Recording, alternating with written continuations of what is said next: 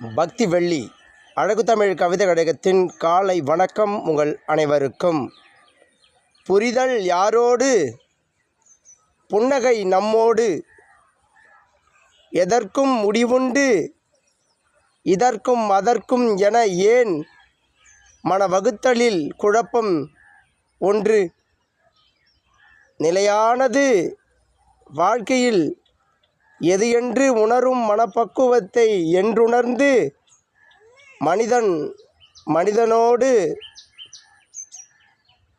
நேர் எதிர்மறை கொண்டு வாழ்க்கையை தனதென்று இல்லாமல் பிறருக்கும் என்று நினைப்புண்டு வாழ்க்கை வாழ்வதுண்டு என்று அது மனிதனிடையே நிகழ்வதுண்டு.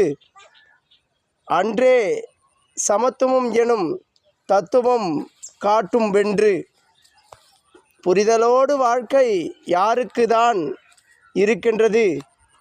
புரியாத புதிராகத்தான் இன்றளவும் வாழ்க்கை வெற்றி நடை போடுகின்றது. அதை உணர்ந்தவர்கள் வெற்றியாளர்களாக தன்னை மாற்றிக்கொள்கிறார்கள்.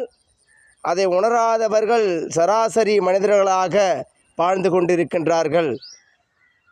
வாழ்க்கையின் சூழ்நிலைகளை நம் வாழ்நிலைகளுக்குள் சாதகங்களாக மாற்றிக்கொள்பவர்களாக நாம் மாறிவிட்டால் எல்லா நிகழ்வுகளையும் சமமாக பகிர்ந்து மனத்திரைக்குள் அதை அழித்து அதன் வழியே வாழ்க்கையை நடத்தும் பக்குவத்தை கற்றுக்கொள்ளலாம். தினம் தினம் அழகு தமிழ் கவிதை கழகத்தால் வரும் பதிவுகளின் நோக்கம் எதை குறிக்கும் என்றால், இயற்கை வாழ்க்கை வேறல்ல, இது இரண்டோடும் கலந்தது நீங்கள் வாழ்வது. அது வாழ்க்கை என்றால் வாழ்க்கையை வாழ்ந்திடு என்ற வண்ணம் தான் இருக்கும். உங்கள் எண்ணம் எதை நோக்கி நகர்ந்து கொண்டிருக்கின்றதோ அந்த வண்ணத்தின் வாயிலே உங்கள் திண்ணமான செயல்பாடுகள் இருந்துவிட்டால் வாழ்க்கையில் எந்த ஒரு கடினங்களையும் மிக சுலபமாக கடந்தேறலாம். அதன் வழியே வெற்றிகளை அடைந்து விடலாம். இயற்கை வாழ்க்கை நமக்கான வரம்.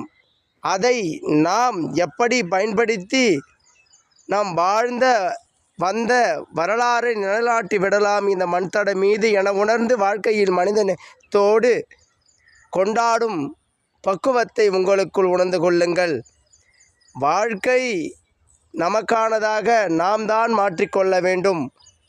வாழ்க்கை வரம், அதை நமக்கான ஊக்குவிப்பாக நாம் ஏற்றுக்கொண்டு இந்த வாழ்க்கையை கொண்டாடும் மனப்பக்குவத்தை கற்றுக்கொள்ளுவோம்.